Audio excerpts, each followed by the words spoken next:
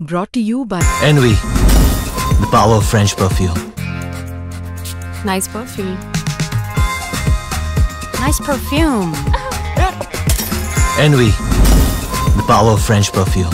So viewers, कहानी के एक और एपिसोड में आज एक ऐसी चीज़ हम चर्चा करेंगे, बात करेंगे, याद करेंगे कि कैसे भारत में क्रिकेट के अंदर में मैच फिक्सिंग की एंट्री हुई। अब क्योंकि भारत में क्रिकेट एक ऐसा स्पोर्ट है जिसको सब पसंद करते हैं, क्रिकेट हमें एक दूसरे से जोड़ता है, हम हर वक्त क्रिकेट के बारे में बात करते रहते हैं। लेकिन ये जो चीज़ हुई थी उसने क्रिकेट के ऊपर में दाग भी लगाया था।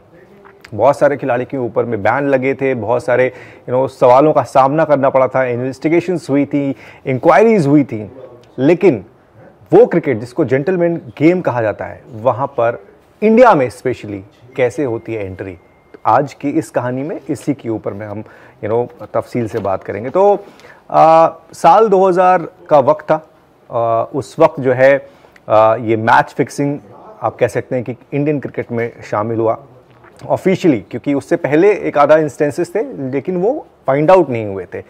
तो मैच फिक्सिंग इंडिया में जब हुई, आपको याद होगा यार, मतलब सड़क से लेकर संसद तक इसकी गूंज उठी थी, हर तरफ हो हल्ला था, पूरा बवाल मचा हुआ था, चाहे वो न्यूज़पेपर्स की हेडलाइंस हो, चाहे वो टीवी चैनल्स, न्यूज़ चैनल्स, हर जगह इसी की चर्चा हो रही थी। और उस दौरान माहौल ऐसा हो गया था कि मतलब बड़े बड़े चूंकि खिलाड़ी, इसमें कुछ भारतीय खिलाड़ियों का भी नाम जो है वो सामने आया था, साउथ अफ्रीका की हेंसी क्रोनिये, उनकी टीम, सबके ऊपर में जो है चर्चा का दौर जो चल रहा था।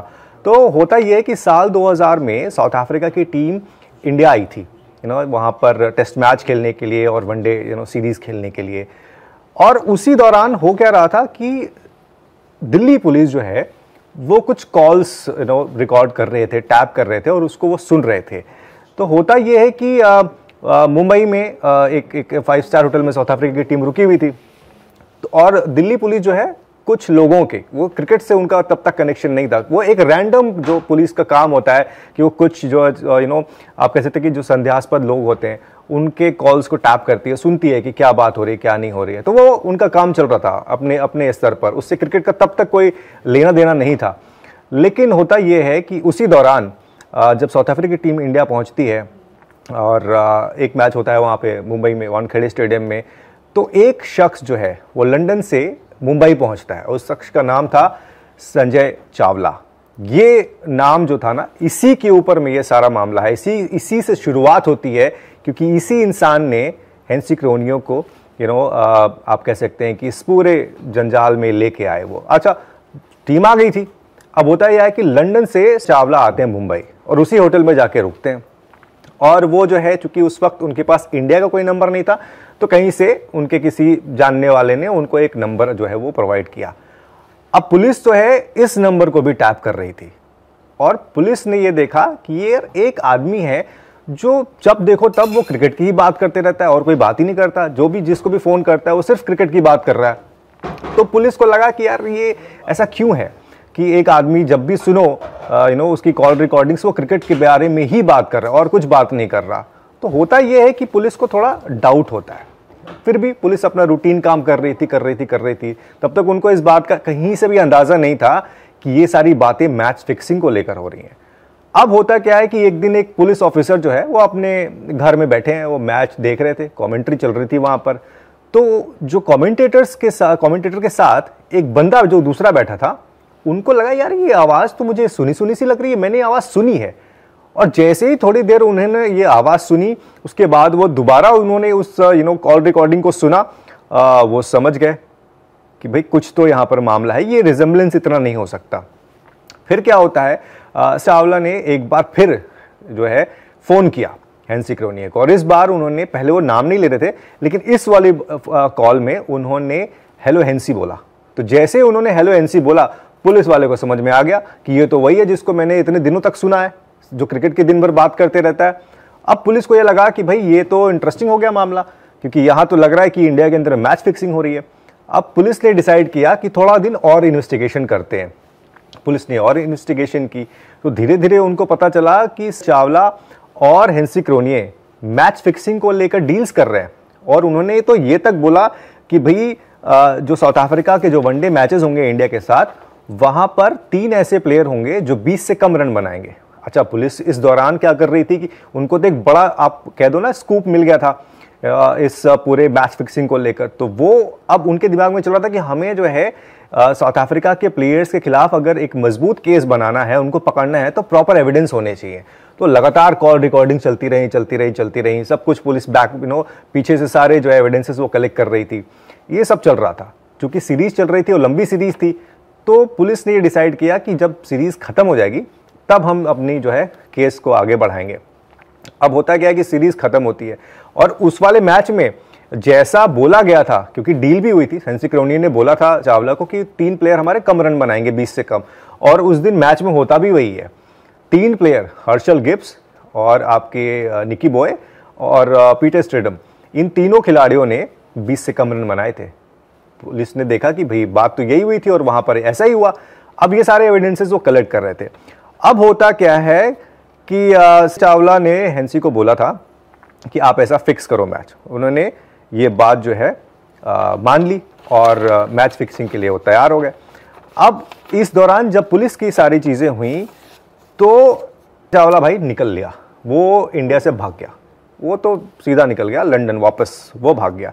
लेकिन दिल्ली पुलिस ने क्या किया कि केस फाइल कर दिया और हेंसी क्रोनिये को बुलाया गया पूछताछ करने के लिए। वो आते हैं और उन्होंने क्या किया कि 3 प्लेयर, उन्हीं 3 प्लेयर का जो है वो नाम लिया, जिसमें मैंने आपको अभी बताया कि हेंसी के अलावा हर्षल गिब्स, निकी बॉय और पीटर स्टेडम, इनके शामिल होने की बात कही। ये वही 3 खिलाड़ी जिन्होंने कम रन बनाए थे। अब होता यह है कि इसी दौरान हेंसी क्रोनिये को एक और इसी साल, मतलब साल 2000 में, इससे पहले हेंसी क्रोनिये मतलब साउथ अफ्रीका की टीम इंग्लैंड के साथ जो है टेस्ट मैच खेल रही थी। आपको याद होगा सेंचुरियन में एक टेस्ट मैच हुआ था और उसको भी फिक्स करने की बात बाद में सामने आई थी, क्योंकि उस दिन वो सेंचुरियन वाला मैच बारिश हो गया था 2-3 दिन, और उसके बाद इनिंग फोरफीट करके इन्होंने 249 के समथिंग का टारगेट दे दिया था इंग्लैंड को, और इंग्लैंड वो 2 विकेट से मैच जीत गया था। उसकी जब इन्वेस्टिगेशन हुई तो उसमें भी पाया गया कि हेंसी क्रोनिये ने उसको भी फिक्स किया था, उसमें भी पैसों की लेन देन हुई थी और उसको भी फिक्स किया गया था। अब इस दौरान ये सब सारी चीजें तो यहाँ चल रही थी, लेकिन साउथ अफ्रीकन बोर्ड ने जब हेंसी को पूछा, उन्होंने बड़ा मना कर दिया, नहीं जी हमने तो ऐसा कुछ नहीं किया है। लेकिन साउथ अफ्रीकन बोर्ड ने, गवर्नमेंट ने फिर इन्वेस्टिगेशन की और उसमें ऐसे सारी जानकारी निकल के आई कि हेंसी क्रोनिये ने इंटेंशनली इंडिया में भी और इंग्लैंड में भी मैचेस फिक्स किए, जिसका नतीजा ये हुआ कि हेंसी क्रोनिये ने बाद में ऑन टीवी, ऑन कैमरा इस बात को एडमिट किया था कि उनसे गलती हुई और उन्होंने मैचेस फिक्स किए। नतीजा ये हुआ कि साउथ अफ्रीकन क्रिकेट बोर्ड ने उनके ऊपर में लाइफ टाइम बैन लगाया। अब करीब करीब उसके 2 साल के बाद, आई थिंक जून 2002 में एक प्लेन, आपको याद होगा, खबर आई अचानक से हेंसी क्रोनिये की डेथ हो गई। वो एक प्लेन क्रैश हुआ था जिसमें उनको अपनी जान गंवानी पड़ी। तो आई थिंक उस वक्त कुछ वो 31-32 साल के रहे होंगे। तो अच्छा, ये इधर हो रहा था। अब होता यह है कि आखिर इंडिया में कैसे हुई, इंडियन प्लेयर्स की एंट्री कैसे हुई मैच फिक्सिंग को लेके। तो 1996 अजहरुद्दीन, आपको याद होगा भाई, उनका भी नाम आया था, अजय जडेजा का नाम आया था, मनोज प्रभाकर, अजय शर्मा, ये ऐसे लोग हैं जो इस पूरे मामले में बहुत लाइमलाइट में आए थे। बड़ा उनको क्रिटिसिज्म झेलना पड़ा, क्रिकेट छोड़नी पड़ी, सब कुछ हुआ। तो 96 में एमके गुप्ता करके एक बंदा था। एमके गुप्ता बेसिकली एक बैंक में थे, बैंकिंग सेक्टर में थे, बैंक में काम करते थे। बाद में वो फिक्सर का उन्होंने रूप अख्तियार कर लिया। तो एमके गुप्ता की मुलाकात होती है अजहर से 96 में, और उसी दौरान होता ये है कि गवर्नमेंट ने सीबीआई इंक्वायरी की जो है, क्योंकि उनको शक हुआ कि कहीं ऐसा नहीं है कि यार इंडिया के भी जो प्लेयर्स हैं उनको लेकर भी फिक्सिंग की मामला चल रहा है, तो आप इंक्वायरी प्रॉपर तरीके से होनी चाहिए। तो सीबीआई इंक्वायरी जो है वो हुई। अच्छा, अब होता ये है कि अजहर और एमके गुप्ता के बीच में एक डील होती है कि टीम इंडिया टाइटन कप हारेगी। उस दौरान एक टाइटन कप होता था, अगर आपको याद होगा तो टाइटन कप होता था। तो ये एमके गुप्ता ने अजहर से डील की, अजहर भाई से, अजहरुद्दीन से, मोहम्मद अजहरुद्दीन से, कि आप टाइटन कप हारेंगे। उस मैच में अजहरुद्दीन और अजय जडेजा ये दोनों जल्दी आउट हो गए थे, लेकिन सचिन तेंदुलकर अकेले उस मैच में उन्होंने शानदार बैटिंग की और भारतीय टीम वो मैच जीत गई। अब होता यह है कि जब सीबीआई इंक्वायरी चल रही थी तो सचिन चूँकि भाई टीम के मेंबर थे, उस टीम में और भी बहुत सारे लोग थे, टॉप प्लेयर्स जो है उस वक्त के, तो उनको भी पूछताछ के लिए बुलाया गया। और उस पूछताछ में सचिन ने बोला कि जब ये आउट होके चले गए तो, और जब मैच हम जीत गए, मैं वापस आया ड्रेसिंग रूम के अंदर में, तो मुझे लगा कि यार ये कुछ प्लेयर्स ऐसे थे जो लग रहा था कि इंटेंशनली धीरे खेल रहे हैं, तो कुछ वो वियर्ड था, ऐसा होता नहीं है हमारी टीम के अंदर में, बट उनको ऐसा लगा। तो उनसे भी पूछताछ हुई। अब अजहर की फ़ोन रिकॉर्डिंग और जडेजा की फ़ोन रिकॉर्डिंग वो पुलिस ने वो भी निकाली, क्योंकि उनको चाहिए थे एविडेंस कि क्या अजहर की भी इसमें इन्वॉल्वमेंट है, जडेजा की भी इन्वॉल्वमेंट है। तो उसमें फिक्सर्स के साथ उनकी बातचीत पाई गई, वो कॉल्स गए थे, कॉल्स आए थे, तो वहाँ से एक एक एविडेंस मिला। अब चूंकि क्या था कि आप ये भी सोच रहे होंगे कि यार एमके गुप्ता वो मोहम्मद अजहरुद्दीन तक पहुंचा कैसे, क्योंकि अगर कोई ऐसा होता है पंटर फिक्सर, वो कैसे एक प्लेयर को रीच करता है।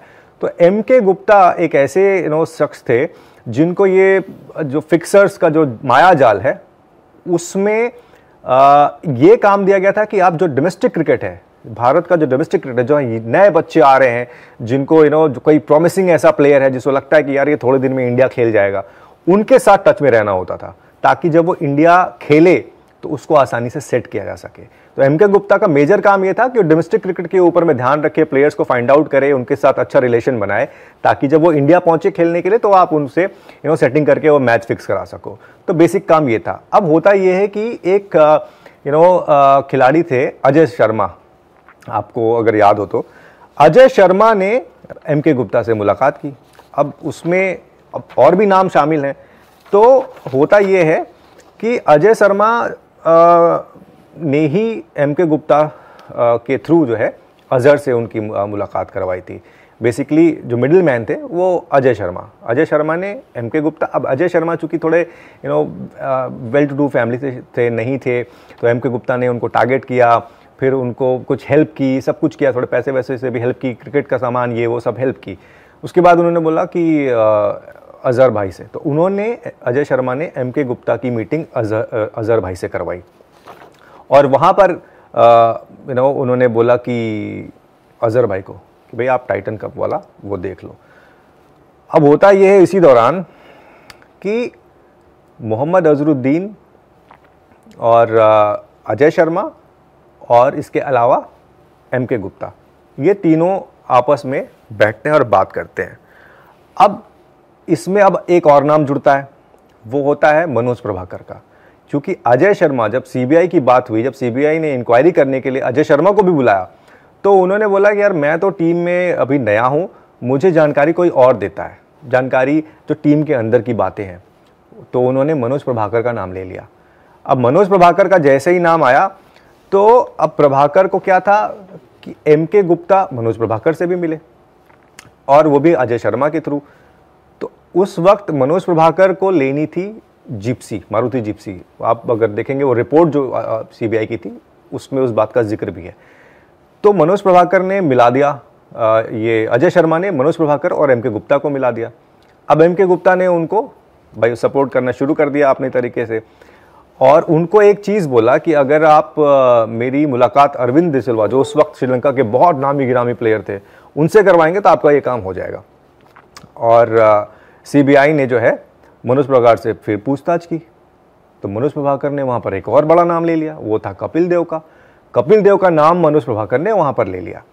अब चूंकि कपिल देव का नाम आ गया, हालांकि बाद में कपिल सर के ऊपर में, कपिल पाजी के ऊपर में कोई प्रमाण, कोई एविडेंस मिला नहीं, तो वो मैटर वहीं खत्म हो गया। लेकिन उस दौरान कपिल पाजी को आपने, अगर आपको उस वक्त की तस्वीरें टीवी पे जो खबरें चली थी, आपने उनको टीवी पे रोते हुए भी देखा होगा, क्योंकि उनके ऊपर वो इतना बड़ा एलिगेशन लग गया था कि उन्होंने 25 लाख रुपए लिए कि एक मैच जो है वो फिक्स करना है। तो बाद में वो एलिगेशंस सही साबित नहीं हुए, लेकिन मनोज प्रभाकर ने कपिल पाजी का नाम लेके आग लगा दी थी इस पूरे मामले में। पूरा एकदम भयंकर बवाल हो गया, हर तरफ चीज़ें चलने लग गई। मनोज प्रभाकर ने हालांकि बाद में कई बड़े स्टिंग्स भी किए कुछ बड़े प्लेयर्स के, लेकिन उससे कुछ हुआ नहीं।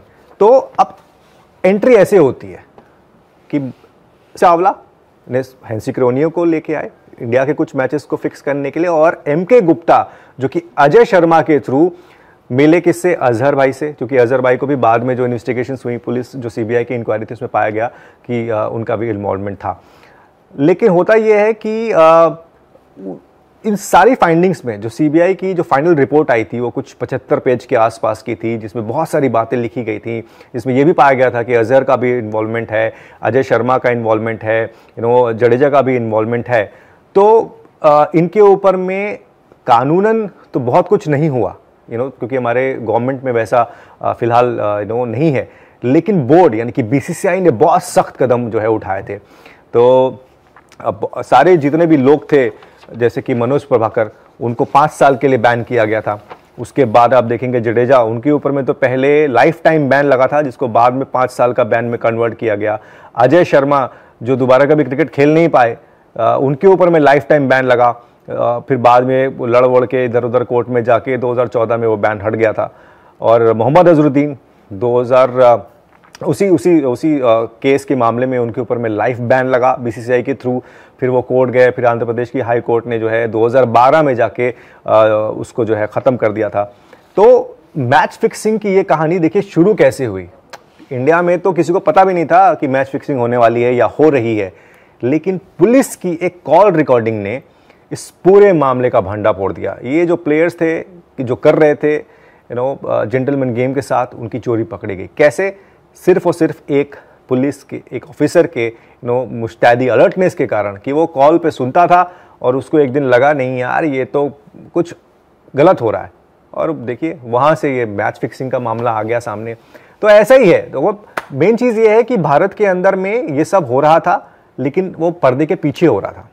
और पर्दे पे आया इसलिए क्योंकि पुलिस अलर्ट थी, और पुलिस ने मतलब मामला कोई और था, फंस गया संजय चावला, फंस गए हंसी क्रोनिये, फंस गए मोहम्मद अजहरुद्दीन, फंस गए अजय जडेजा, फंस गए अजय शर्मा, मनोज प्रभाकर, और बीच में कपिल देव का भी नाम शामिल किया गया। जिस बाद में उनके ऊपर में कोई आरोप सिद्ध नहीं हुआ, लेकिन ये जो लोग जिनकी इन्वॉल्वमेंट थी, इन सब को बैन झेलना पड़ा और बड़ी फजीयत हुई। बड़ा उस वक्त तो भारत के अंदर में क्रिकेट को लेकर, चूंकि आप सबको पता है कि यार क्रिकेट कितनी बड़ी चीज़ है, और जब बड़े बड़े नाम जो है वो सबको सुनने में आया, जानने में आया कि ये फिक्सिंग कर रहे हैं, बहुत बवाल हुआ था।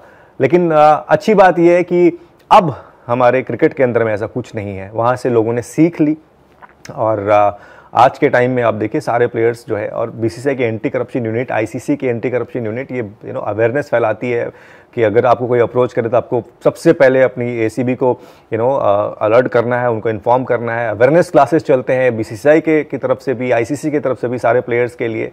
तो ये है आज का क्रिकेट, ट्रांसपेरेंट क्रिकेट।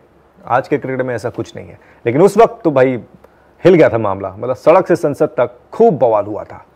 तो अभी आज की कहानी में यही, अपना फीडबैक जरूर दीजिए, और अगले एक और एपिसोड में हम आपको एक और बढ़िया मजेदार क्रिकेट की कहानी से जरूर रूबरू कराएंगे। देखते रहिए स्पोर्ट्स तक।